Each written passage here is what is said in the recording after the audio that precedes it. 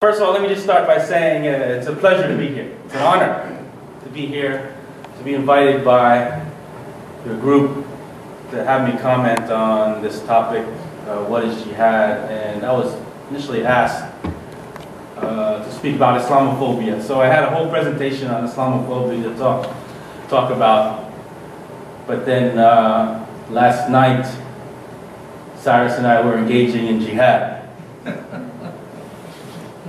In a way, because Cyrus is contacting me after midnight saying, hey, we got to do a good job tonight. We have to give a good presentation. So we're up after midnight talking about what we're going to present today. That's jihad. Because we want to ultimately come up here and do our best. Right? When we talk about jihad, it's like when Brother Shabir sends me this email, says, we'd like you to come and speak on March 27th. But I already know that I'm speaking at Rutgers on March 26th for the Journalists for Human Rights on Guantanamo. And I'm thinking, do I want to come back to Rutgers again the following night? But jihad is that struggle within myself to say, I have to come back and give this presentation. Even if part of me says, I spoke last night, why can't I get some rest and sleep the following night? But the struggle is to get here and do what I think needs to be done, because it's for the betterment of our community, for our society. So in general, that's what jihad is. Other examples. Jihad is making your voice being heard. Jihad is Sister Zahra coming up here and giving that poem so that we hear her voice. We hear what she thinks. That's what jihad is. Another example is, and again I use Brother Shabir, who has my back on Facebook, engaging in conversation with people on Facebook. I was being hammered by people who didn't like some of my posts about Syria and what's going on there. And people are calling me names and saying I'm this and I'm that. And Shabir's on Facebook also. And he's got my back, and he's basically telling these people who are saying bad things about me, Chaplain, he is a good person. He's another Muslim. Jihad is not offending or denigrating or attacking fellow Muslims, but it's protecting fellow Muslims, helping fellow Muslims. That's what jihad is. Let me talk to you about my experience at Guantanamo. And I use that in the context of this topic of jihad. I was sent to Guantanamo as one of our nation's first Muslim chaplains who served the U.S. military. Back in 2002, after 9/11, when there were hundreds of prisoners being held in this prison camp known as Guantanamo. And you know, every single prisoner that has been in Guantanamo has been Muslim. And when I went down to Guantanamo to be the chaplain for this prison camp, it was clear that these people, that these Muslims, who our government said were the worst of the worst, were terrorists, were Taliban, were Al-Qaeda. It was clear that what we were doing as a nation, what we were doing as a military, was torturing and abusing them. President Bush had said that Geneva Conventions in Guantanamo don't apply. And that opened the doors to a flood of abuse, because people in Guantanamo thought that they wouldn't or couldn't be held accountable. So you had interrogators, female interrogators, who would sexually humiliate some of the prisoners in their interrogation session. You had the desecration of the Quran, where the Quran was taken into the interrogation room in front of that shackled prisoner, was tossed on the floor, was kicked, was sat on. You had direct religious persecution in Guantanamo. And let me tell you about an interrogation that a prisoner told me about when I was down there. He said he was taken into an interrogation room, and in that interrogation room was a circle. And in that circle on the ground in that interrogation room was a satanic symbol, like a star, like a pentagram star. And that interrogator took this Muslim and put him in the center of this satanic circle and attempted to force him to make sujood, to bow down, to prostrate in the center of this satanic circle. While that interrogator screamed at this prisoner that Satan is your God now, not Allah. And this was done because these interrogators, these intelligence personnel, understood that as Muslims we believe in one God, in Tawheed, the oneness of our Creator. And they tried to break these Muslims of that faith by doing things like that. But these were the things that as a chaplain in the U.S. military, I had to object to. I had to go against the chain of command. I had to go against the two-star general who was advocating this type of atmosphere in Guantanamo, which led to massive abuse. There is a saying that's been attributed to the Prophet Muhammad, peace be upon him,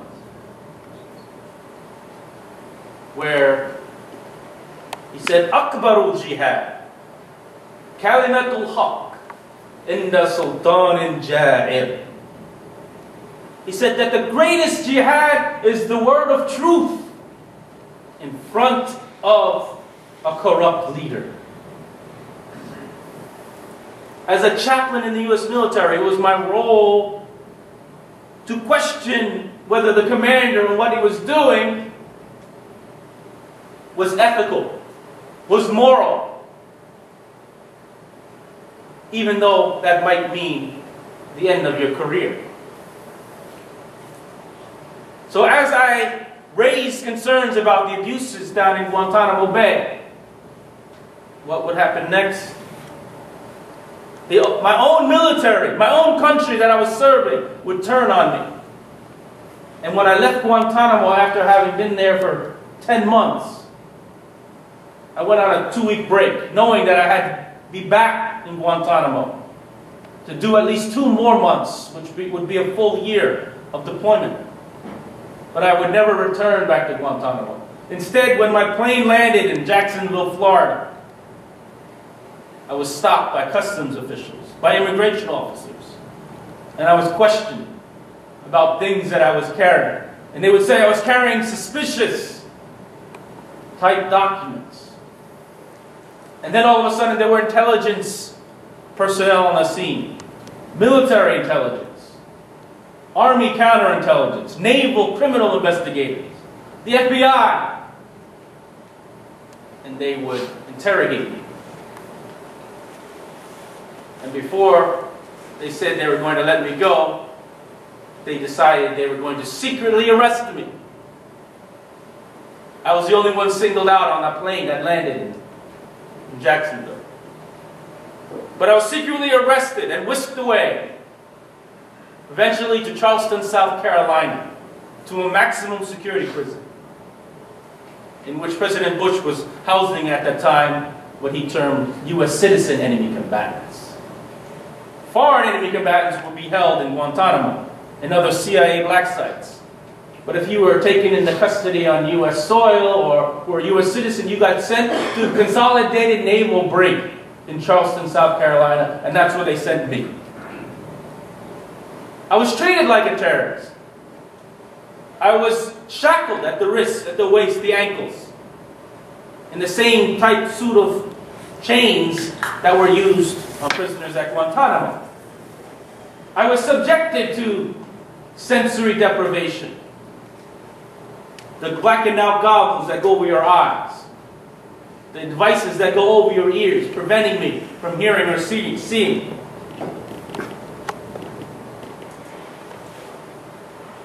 Here's a picture of that type of sensory deprivation. I was subjected to some of this type of treatment.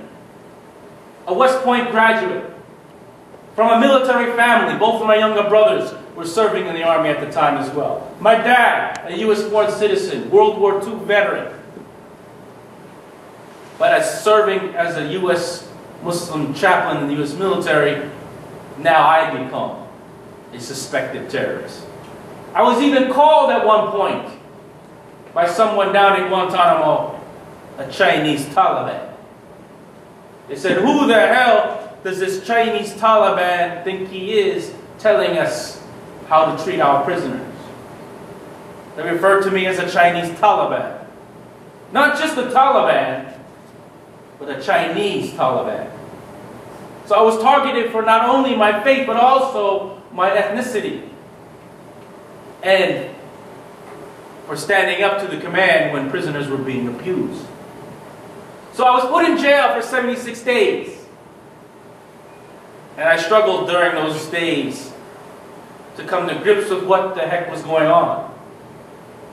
That post 9/11, I could be someone convicted of some trumped up charges of material support to terrorism or something crazy like that. I was being charged with spying, espionage, aiding the enemy, which are capital crimes. I was being threatened by the military attorneys with the death penalty. So I was in this jail cell trying to figure out what's going on here. My jihad at that time was trying to keep my faith. But not only keep my faith, but to grow my faith in that situation where I'm being persecuted. What could I do in that cell but trust Allah? Trust God, the one who created me. The only thing I was given in my cell was a prison handbook that had a whole bunch of rules which somehow didn't even apply to me. And a copy of the Quran. An English-Arabic translation done by Yusuf Ali. And I can remember reading in the Quran, taking inspiration from those words, where Allah says in the Quran, الَّذِينَ إِذَا أَصَابَتْهُمْ مُصِيبَةٌ قَالُوا إِنَّا لِلَّهِ وَإِنَّا إِلَيْهِ رَاجِعُونَ. Where Allah says, in that situation where you're experiencing trauma, difficulty, what do? You say, to Allah we belong, and to Him, inshallah, we shall return. So that's the mindset that I had to take, just to keep sane. Because there was fear, there was uncertainty, there was emotion. I didn't know what was happening. I saw how prisoners in Guantanamo got abused. And now I'm in those same shoes. I feared that my life could end at any moment. Being taken by some Marine guard. Angered at me because I'm a Muslim. So I had to come to grips with, if my life was to end in a jail cell, in military prison, then my life would end with me getting closer to Allah subhanahu wa ta'ala. So for me, that was my individual jihad when I was in the prison cell. It was also remembering Allah in those days. Making dhikr. Walking around my cell. And then if they were looking at me, because there were 2 cameras in my cell, and even when I turned off the light, a fluorescent light would come on, so they could see me 24 hours a day. So they were probably looking at me at the monitor, in these monitors, and what was I doing? I was walking around my cell in circles over and over and over and over. Perhaps they thought I was talking to myself, but it was making dhikr. Reciting simple du'as like Hasbi Allah wa ni'mal wakeel. That for me, Allah in this world is enough, because He is the greatest disposer of all of our affairs. That's what I would say over and over and over. Remembering that in the Quran, it says, "Asalan takrahu shay'an wa huwa khayrun lakum." That perhaps you may hate something, but in it, there is much good. And I didn't know what good was going to come out of me being in jail, being threatened with the death penalty, and maybe being sent to the gas chamber. But I had to trust that Allah has a divine plan for everything. And as much as I hated being called a Chinese Taliban, as much as I hated being in solitary confinement for 76 days, being secretly arrested, separated from my family who had no idea where I was, disappeared in America. As much as I hated all of that, being subjected to sensory deprivation, chained and shackled, I had to have faith that Allah's divine plan is the best, and we can't dispute. I saw a documentary years later on PBS about faith after 9/11. And it documented many people after 9/11 who lost faith in God. Because they said, how could God allow this to happen? But for us as Muslims, we see things that are good and things that are bad in the same light.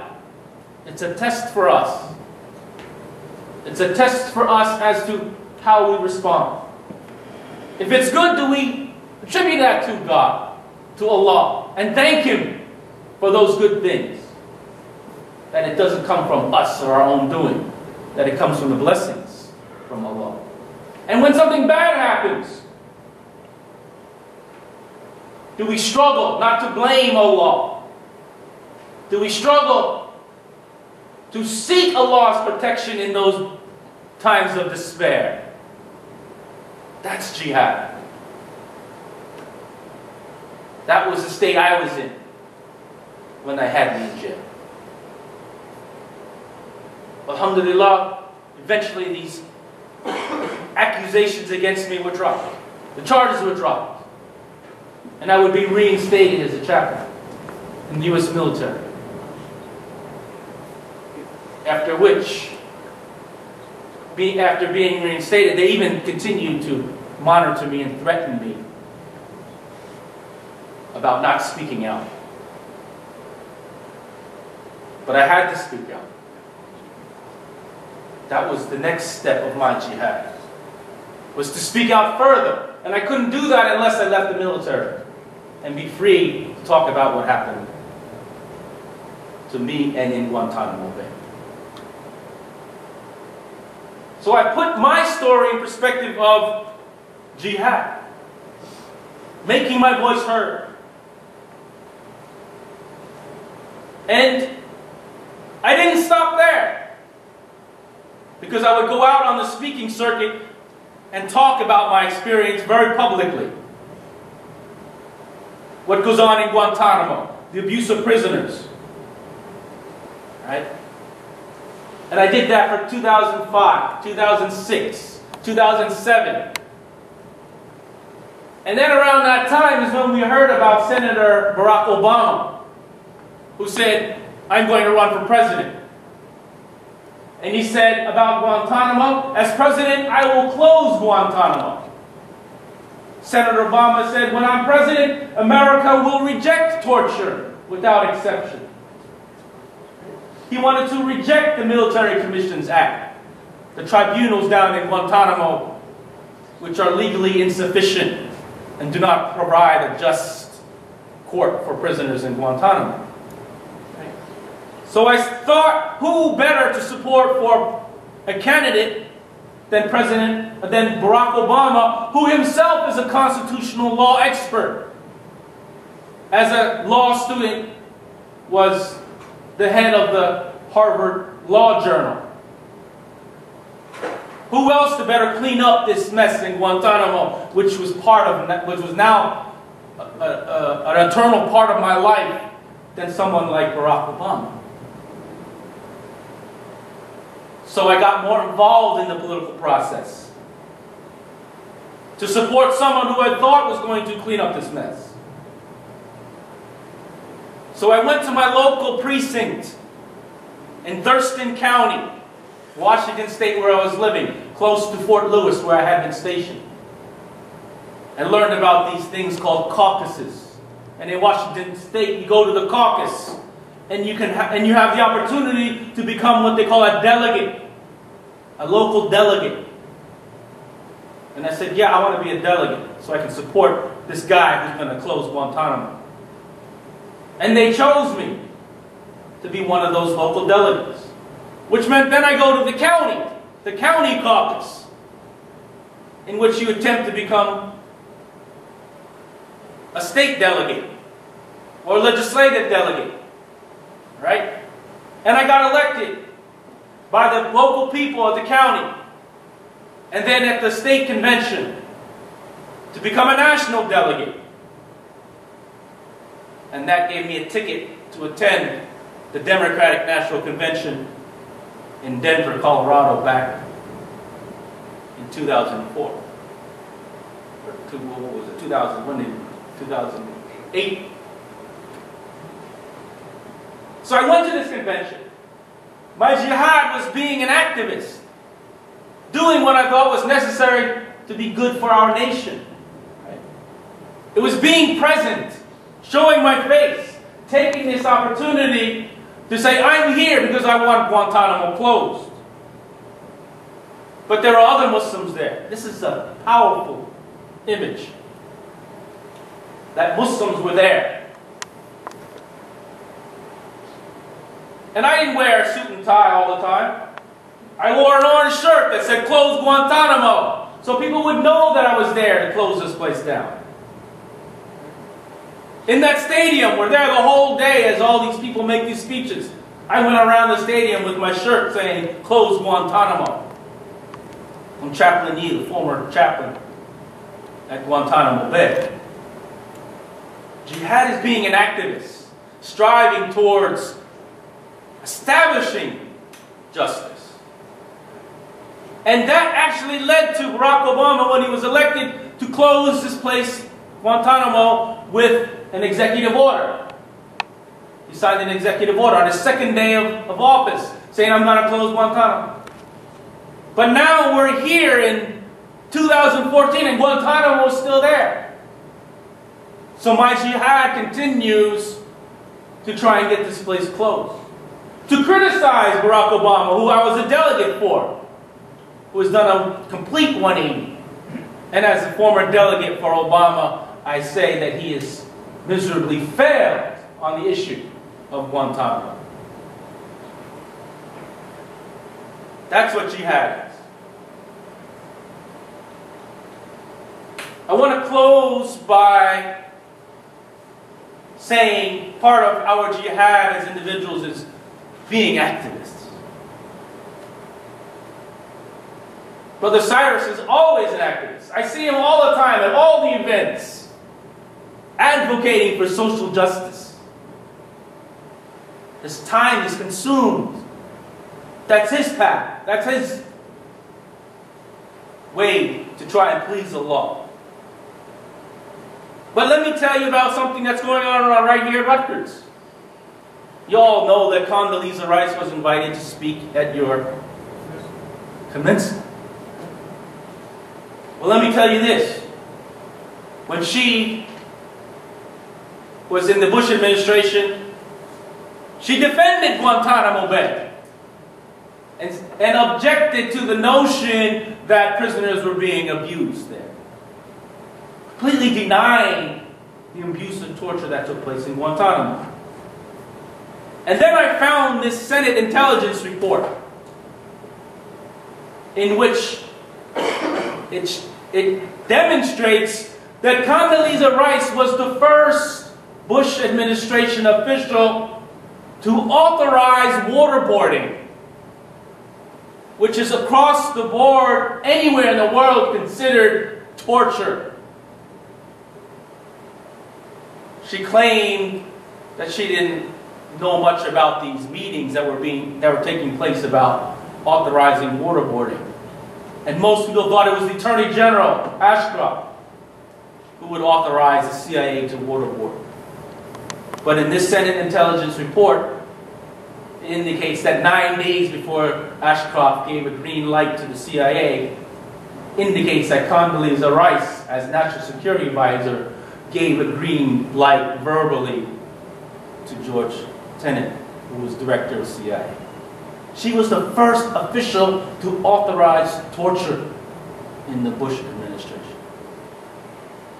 So what might be part of your jihad? It's objecting to someone who might not be a reputable person to speak at a college commencement where the hope is that those who are graduating are going to go on and make jihad and do something good for this country, not bad. You have opportunities in your lives as students to struggle every day, every effort, every step. There's a struggle individually and collectively.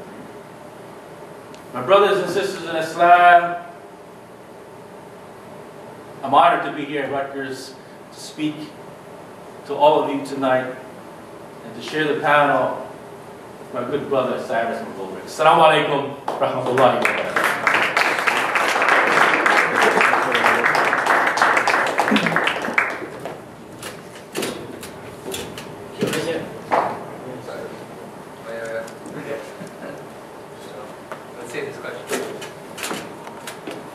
Right now we have a short Q&A session.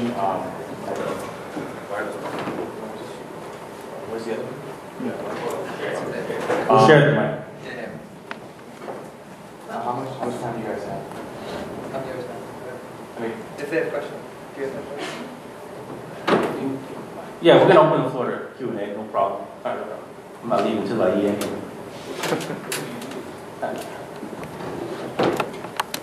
Anyone? You guys have any questions? What's that? Okay. Yes, sir. I'm wondering what happened to the executive order. Why didn't the executive order get fulfilled to close Guantanamo? Do you want to explain? What happened to the executive order?